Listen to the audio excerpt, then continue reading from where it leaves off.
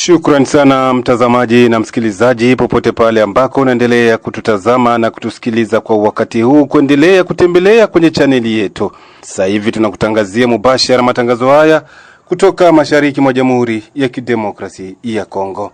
Mtazamaji na msikilizaji, tunakaribisha mara tena kufuata habari zetu katika siku ya leo.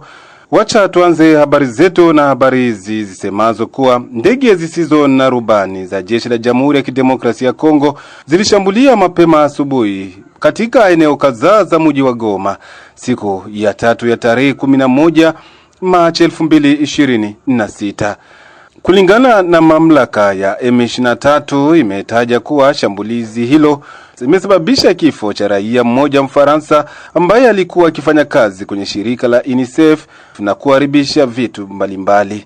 Mji wa Goma uko chini ya udhibiti wa M23, lakini chanzo halisi cha droni hiyo kushambulia eneo hilo bado kujulikana. Mwenzetu Safari Dilo Alimasi na ripoti kamili kutokana na habari hizi.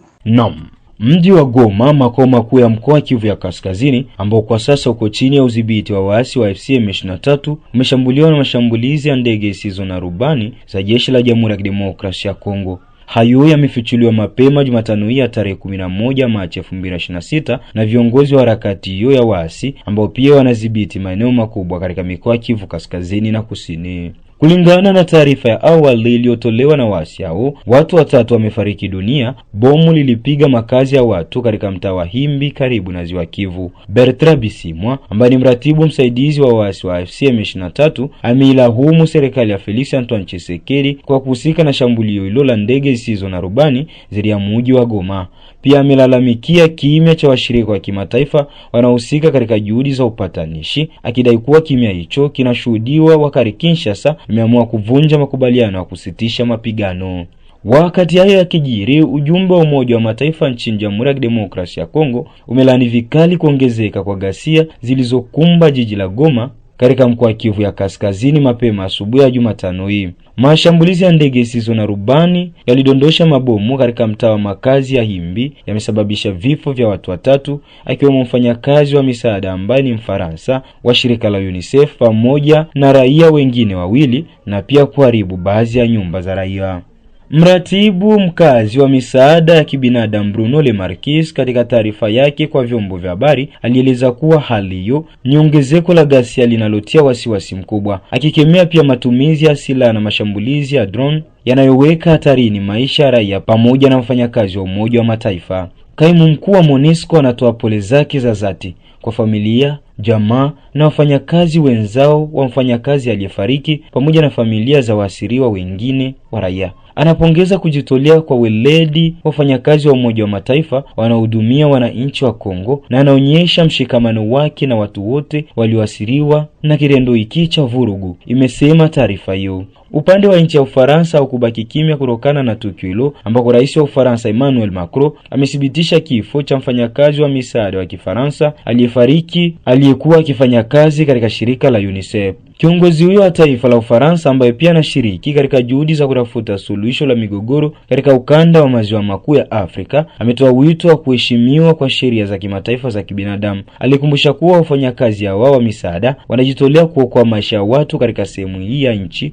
ambako hali ya usalama na kibinadamu bado inatia wasiwasi na dhaifu kufuatia mapigano makali kati ya AFC M23 na wanajeshi wa serikali. Mfanyakazi wa misaada wa Kifaransa wa UNICEF ameuawa mjini Goma. Kwa familia yake, jamaa zake na wenzake kazini, ninatoa pole na mshikamano wa taifa la Ufaransa. Ninatoa wito wa kuheshimiwa kwa sheria ya kibinadamu na kwa wafanyakazi waliopo huko ambao wanajitolea kuokoa maisha ya watu, aliandika Emmanuel Macron kupitia mtandao wa X, zamani Twitter.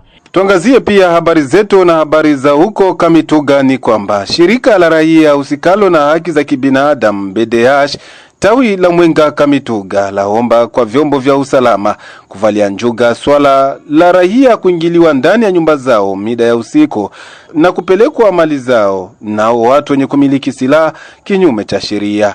Udhibitisho huo ni wake Bwana Wisoba wa Kilongo Fisto, mratibu wa shirika la raia katika eneo hilo, ambaye ameonesha kuwa vyombo vya usalama vichukulie kwa umakini swala hilo la raia kuendelea kuchukuliwa mali zao kwenye mida ya usiku na watu wenye kumiliki silaha. Kiongozi huyo wa shirika hilo la raia ametaja kwamba si jambo la kuwezekana kuona vitengo mbalimbali vya kiusalama vinaendelea kupatikana katika eneo hilo, huku vitendo vya wizi kutumia silaha vikiendelea kushamiri katika eneo hilo. Raia waendelea kulala katika hali ya wasiwasi katika maeneo hayo ya Mwenga Kamituga, na hiyo ikiwa dalili ya ukosefu wa usalama mkubwa kwa raia wa eneo hilo. Wisoba wa Kilongo Fisto anaeleza afuatayo. Paraporo na mainsekirite, siku hizi wezi wanapamba moto, wezi wenye kushikilia silaha jana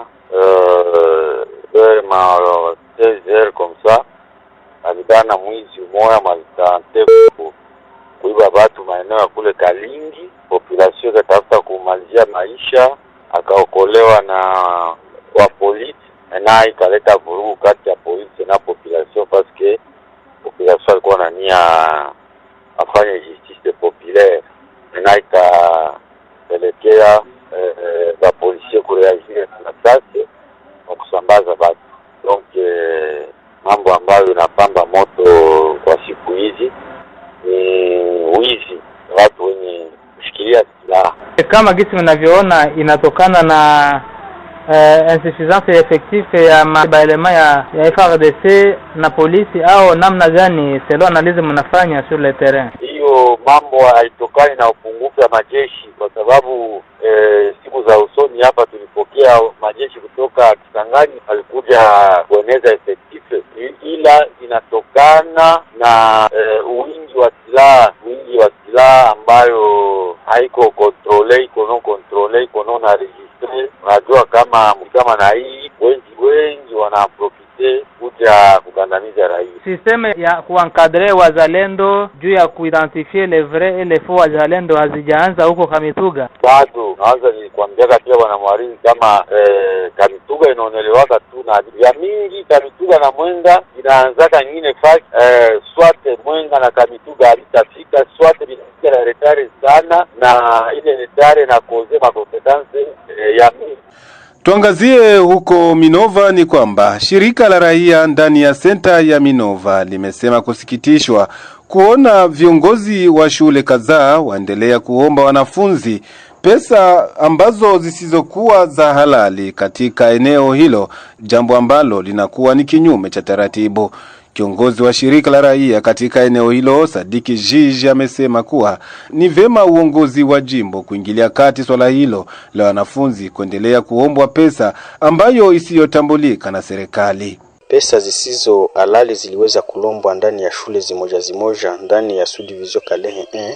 Serikali ililomba 15,000 francs kwa watoto wa somo la msingi ama wa utemane, walomba 15,000 francs na 4 masemi zimoja zinasema 36,000 francs, lakini wengi walienda kinyume ya sheria hiyo ama kanuni hiyo, wakaomba zaidi. Viongozi wa moja walomba 18,000 francs ulia ya 15,000 francs, wengine walomba 20,000 francs ulia ya 15,000 francs. Hata wengine walomba 20,000 francs comme frais d'animation ya maseansi na bainspecteur ama mapokezi ya bainspecteur, ce qui est anormal. Ndio maana tunaomba kwa wakaaji, tunaomba komite de parents, komite d'élèves na wengine kuwa makini na kuweza kujulisha wakuu viongozi hali hiyo ambayo inakiuka haki za wanafunzi hata za wazazi. Tunashukuru wanasu provede wa Kalehe ambaye alikamata azimio ya kukataza upokeaji wa pesa zisizo halali, yani interdiction ya mafrais illégaux. Pia tunaencourager wazazi, comité de parents na comité d'élèves hata notabilité kudenoncer, kujulisha wako viongozi hali ambazo haziko kawaida. Pia waweze kuungana mkono sababu hali ya maisha inakuwa ngumu. Pia habari zetu na habari za huko Baraka ni kwamba meya kwa muda wa mji wa Baraka Bi Marimu Kanjaswaz ametoa msaada wa bati ya 50 kwenye kamati ya soko ndogo la Jeteme mjini Baraka kwa ajili ya ujenzi wa vibanda katika soko hilo. Namba moja huyo wa muda wa mji wa Baraka ametaja kwamba ni kupitia malalamiko ya wafanyabiashara wadogo wa ndani ya soko hiyo ambao wametaja kuwa wanakuwa kisumbuliwa na jua na hasa na mvua kipindi hichi cha masika, ambako inakuwa ni sababu ya kuendelea kuzorotesha kazi za kufanya biashara katika soko hilo. Bi Marie Mukanja Swaz, meya kwa muda wa mji wa Baraka, anaeleza yafuatayo kwenye maiki zetu kilichopelekea kutoa msaada huo. Nilifika pale kusoko ya Jeteme, ilikuwa ni juu ya kwenda kuangalia, juu tulidepesha kama ekipe mule ya kwenda kuurbanize ile soko, kuipanga nafasi na ionekane sura kama ni soko. Na njoo nilipenda sara mie depuis nilidepesha ile ekipe, nilikuwa siafa de sante yama. Na njoo nilifika msoko, atuka nikaaprecier, walitumika sawa na wanaendelea mzuri. Kaona wazo ke batu mvule iko na nyeshi na ba mabunga biko wanaroana. Mkutembea yangu mule nikakia pata nyingine wazo wa kusema faleni watafutie manjanja. Donc nilifika pale nikauza 50 dollars, nikapatia wale ba mama juu ya tunaangalia gisi excellence wetu vice gouverneur alitengeneza ile ni mangare pale. Falisi sasa na shie huku tutie na shie manjanja, malgré hatutakuwa na uwezo sasa gisi alitengeneza ile mangare, mena tutafabricate mangare ya kutuma bale ba mama basi teseke na jua na mvula. Mtazamaji na msikilizaji, kupitia hapo ndipo kabisa tumetia nukta kwa habari zetu katika siku ya leo. Tunakushukuru kwa kutufuata mwanzo hadi tamati. Tunakusihi mara tena usikosi kulike, kucomment na kusambazia wengine. Endelea kutembelea kwenye channel yetu kwa habari zaidi.